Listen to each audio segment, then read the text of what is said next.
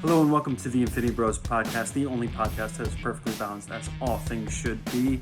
My name is Jarret and I'm your host today. I'm going to be doing a special video format of our top 5 lists. And today's top 5 list is the top 5 board and card games that you should be playing this October for Halloween season. Let's get started with number 5.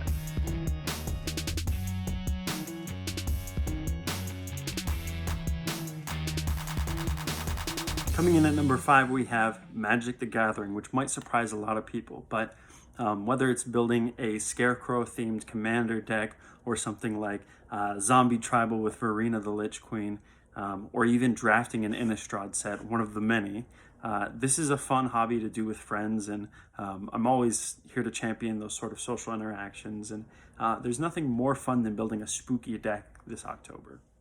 Coming in at number 4, we have a very fun zombie-themed board game called The Dead of Winter.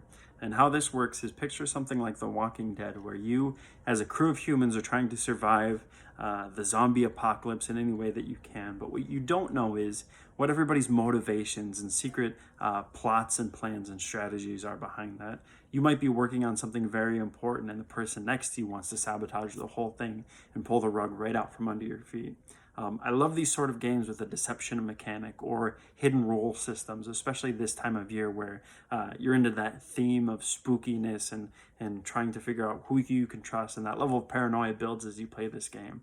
I think it's incredibly well done. We're going to go kind of off the rails with number 3. This is a game that I don't own. I've actually never played or seen physically in person, but it is a game called Nemesis. And what this is if you've ever seen any good alien movie where they're stranded on the ship trying to survive against all odds as this otherworldly invasion is happening, and going down the hallways with flickering lights and aliens pop out and snatch your crewmate.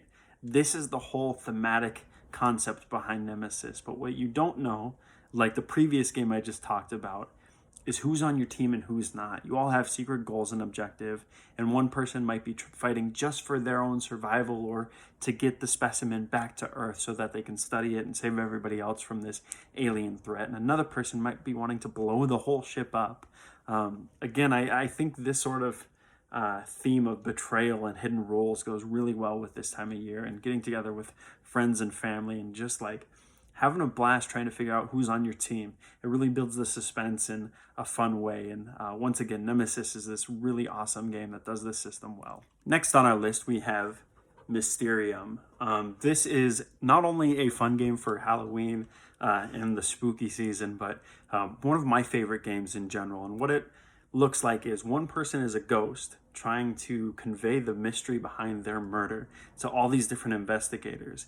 And everybody's working as a team trying to solve the mystery behind what happened to this ghost, what happened in this mansion that led to what we see here today.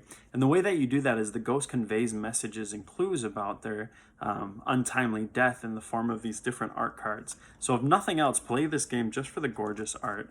I'll just give you some examples right there. This game is fantastic. It's a nice way to get to know the minds of the people that you're playing with a lot better, because the verbal communication between the ghosts and the investigators is non-existent. You have to convey messages solely through these beautiful art cards. And you kind of build a rapport with the people around you about how you think and how you interpret these different clues. It's a really fun game to play, and definitely a 6 out of 6 on my book. Last, but definitely not least, at number 1, we have a series of games called Betrayal. These come in the form of Betrayal at House on the Hill, Betrayal at Baldur's Gate, which is the Dungeons and Dragons version, and Betrayal Legacy. The whole concept behind these games is you and friends exploring this house or district in Baldur's Gate, and suddenly, out of nowhere, one person betrays the rest of the group. And you don't know what that looks like until it happens. In fact, the person betraying everybody doesn't know what that looks like till it happens. And it builds the suspense in a fun way where you want to trust your teammates because you know you're going to have to lean on them as the game goes on, but you can't trust them too much, because what if that teammate is the one who's going to stab you in the back down the line and turn into some horrific monster that you'll have to fight? This, again, like the previous one on our list, is not just a fun game for Halloween, but a fun game year-round. I think these sort of social interactions that you have, where you have to really communicate and work alongside your teammates, but only to a certain degree, lends itself to a fun party environment. So please check this one out. Again, a definite 6 out of 6 in my book.